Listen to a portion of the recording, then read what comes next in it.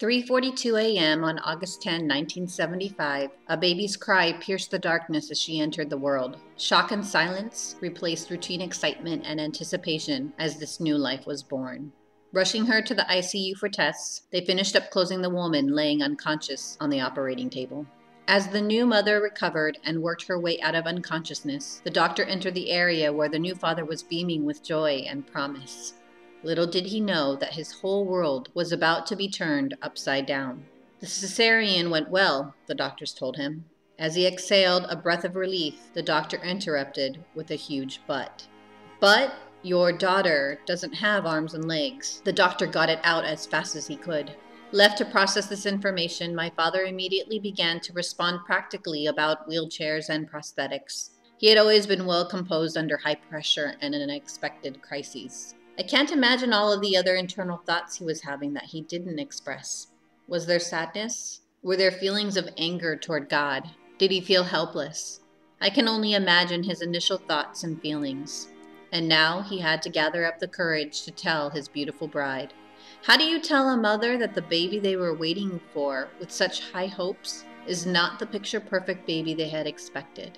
Maybe scared, he bravely entered her dark room as she became conscious, held her hand, and proceeded to tell her that their baby was born defected. There will be no 10 fingers or 10 toes to count. There will be no crawl or baby's first step. They don't even know if there will be words spoken or colors learned. As they sat together, unknowns filled their world. After a short silence, my mother uttered 4 words: "Thy will be done." Years later, my mother told me that she made a deal with God. She said she'd do her best, but he would have to fill in the rest. Even when the doctors and their friends that they considered close encouraged my parents to give me up and institutionalize me, my parents' faith carried them through every step of the way. In the darkness of the unknown, my parents let go of control and allowed God to be their light.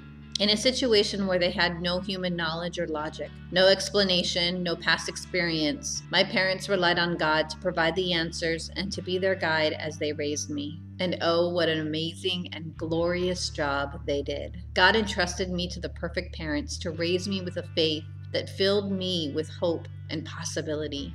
Even through my darkest moments, I turned to God, trusting in His plan and will for my life. As we walked this journey together, the resources and the people showed up, and the same love and support that God showed them, they showed me. They were compassionate yet allowed me to discover my own strengths and abilities. They cheered me on when I wanted to try to spread my wings and were there to catch me when I fell. They comforted me as I went through the pains of adolescence and me coming to terms with myself. My parents gave me the most precious gift a parent could give a child, a living example of unshakable faith and trust in a God so big that He offers as much guidance, love, and protection as we are willing to receive. When the cards have been stacked against me, when I'm faced with impossible circumstances, He is there holding out His hand.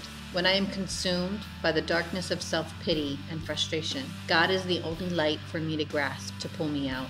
When I'm overjoyed and in awe of the blessings of my life, God is the first one I thank.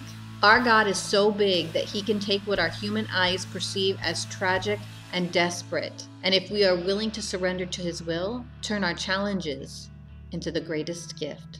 From the day I was born, my parents surrendered themselves and me to God with the understanding that His vision is so much greater than ours. And through my parents, I was forged in His likeness and have accepted His will for my life, the joys and the sufferings. Because of how they surrendered to God, I have a perspective of light. Rather than seeing my challenges from a place of darkness or shame, I perceive life through the eyes of faith, hope, empathy, and gratitude. And I hope to be a living example to others, to illustrate what's possible when we can see through the eyes of God. I'm not saying it's all easy. I've had some really dark moments. I've been angry at God for creating me this way. I've cried out, "Why me?" But because of my faith in Him, I did not get lost. I have hope. I have a purpose. Through God, all things are possible.